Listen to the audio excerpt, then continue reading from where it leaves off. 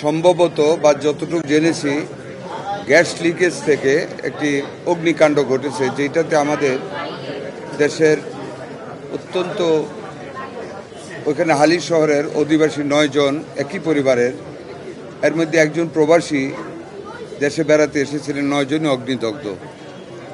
ওদেরকে অগ্নিদগ্ধ অবস্থায় উদ্ধার করে আত্মীয় স্বজন ঢাকা আনার পথে একজন রাস্তায় মৃত্যু হয়েছে, আরেকজন আজকে সকালে ঢাকা মেডিকেল কলেজ হাসপাতালে চিকিৎসাধীন অবস্থায় মারা গেছে এইখানে বার্ন ইউনিটে। বাকি 7 জনই চিকিৎসাধীন আছে।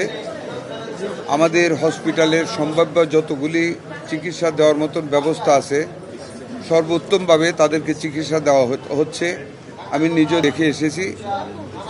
100% বার্নই বেশিরভাগ, না 100% মানে 3 জন ছিল, একজন তো মারা গেছে আর একজন 60% বার্ন আছে। ওইখানে একজন আইসিইউতে আছে, ভেন্টিলেশনে আছে, আর এমনিতে আইসিইউতে আছে, আরেকজনকে আমরা শিফট করবেন। 7 জনই আমার এলাকা তো হ্যাঁ আমাদের ওনাদের এলাকার। যথাসাধ্য আমরা চেষ্টা করতেছি, আমাদের হসপিটাল কর্তৃপক্ষ চেষ্টা করতেছেন। আমাদের মাননীয় দুর্যোগ মন্ত্রী এখানে আছেন, আমাদের ওই এলাকার মাননীয় সংসদ সদস্য উপস্থিত আছেন। আমাদের অ্যাভেলেবল যত ফেসিলিটিস আছে, মেডিসিন আছে, সব হসপিটাল কর্তৃপক্ষ দিচ্ছেন।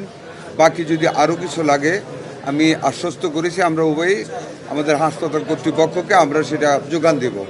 তবে আগুনে পোড়া মানুষ, অনেক কষ্ট হচ্ছে, তাও অনেক কষ্ট যতটুকু সম্ভাব্য ফেসিলিটি চিকিৎসা দেওয়া হচ্ছে। আপনারা দোয়া করবেন, আমরা টেক কেয়ার করতেছি। আমরা শেষ মুহূর্ত পর্যন্ত খেয়াল রাখবো কীভাবে প্রাণগুলি আল্লাহ বাঁচাইতে পারেন। আমাদের সহযোগিতা আমরা চেষ্টা করবো ইনশাল্লাহ। আলোচনা করে দেখেছি যে আমাদের এই গ্যাস লিকেজ থেকে সারা বছরেই কোথাও না কোথাও দুর্ঘটনা ঘটে। গতকালকে যেমন চট্টগ্রাম হালি শহরে ঘটেছে এবং আজকে আমরা দাউদকান্দিতে একই ধরনের একটি ঘটনা ঘটেছে।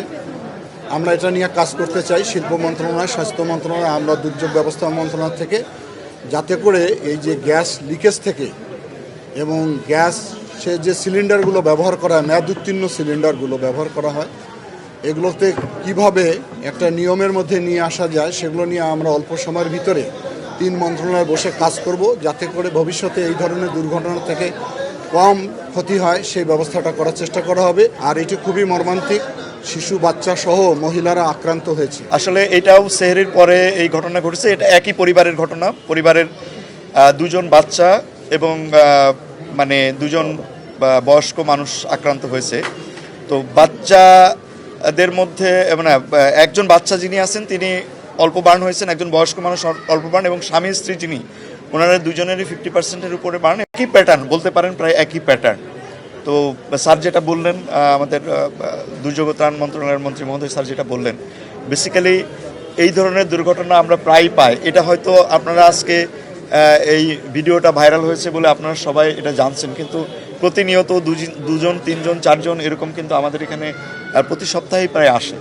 তো এই বিষয়টা নিয়ে কথা বললেন, আমরা স্যারের সঙ্গে কথা বলছি, আমরা ভবিষ্যতে এগুলো নিয়ে তো আলোচনা করব। আমরা ইনফ্যাক্ট গতকালকেই আমরা জানতে পারি যে ওখানে একটা দুর্ঘটনা ঘটেছে এবং ওখান থেকে পেশেন্ট আসবে। তো আসলে সেই ক্ষেত্রে আমরা আমাদের প্রিপারেশন ওই সময় রাখি। তো পেশেন্টগুলো আসতে আসতে সন্ধ্যা হয়ে যায়, বিকেল হয়ে যায়। তো বিকেল হয়ে যায়, ওই সময় আসার পরে আমাদের যারা চিকিৎসক ছিলেন সবাই তো ওয়াকিবহাল ছিলেন। আমাদের অতিরিক্ত, আমরা এই সমস্ত ঘটনার পরিপ্রেক্ষিতে সবসময় আমাদের একটা অতিরিক্ত জনবল এখানে আমরা ডিপ্লয় করে থাকি। সবাই চলে আসছেন এবং একটা পেশেন্ট সাথে সাথে দেখা গেল ব্রড ডেড। তারপরে বাকি যে 8 জন, সেই বাকি 8 জনকে আমরা বিভিন্ন ক্যাটাগরি করে আইসিইউ, এইচডিইউ, মেল এইচডিইউ এবং ফিমেল এইচডিইউকে স্থানান্তরিত করি, এবং তখন থেকে অ্যাকচুয়ালি চিকিৎসা শুরু হয়ে যায়। ইন দ্য মিন টাইম আমাদের স্বাস্থ্য মন্ত্রণালয়ের স্যারদের সঙ্গে আমার কথা হয়, এমপি মহোদয়ের সঙ্গে আমার কথা হয়। ওনারা ওনাদের কনসার্ন যেগুলো ব্যক্ত করেছেন, আর আমরা আমাদের চিকিৎসাগুলো, আপনারা জানেন যে এগুলোতে আমরা যেহেতু সবসময় করে থাকি, আমরা আমাদের প্রোটোকল অনুযায়ী করেছি। তো এই মুহূর্তে সকালবেলা আমাদের আরেকজন বাচ্চা মারা গেছে, শাওন নামে 16 বছরের একটা বাচ্চা মারা গেছে। বাকি যারা আছে তাদের মধ্যে স্যাররাও বলেছেন, আমরাও বলেছি যে সবারই 30%-এর মিনিমাম বার্ন যারা আছে তার 30% উইথ ইনহেলেশন ইঞ্জুরি সবসময় আশঙ্কাজনক। তো তারপরেও আমরা আমাদের মতো করে যত ভালো চিকিৎসা দেওয়া সম্ভব দিব, বাকিটা আল্লাহর ইচ্ছা। আর আপনারা সবাই দোয়া করবেন।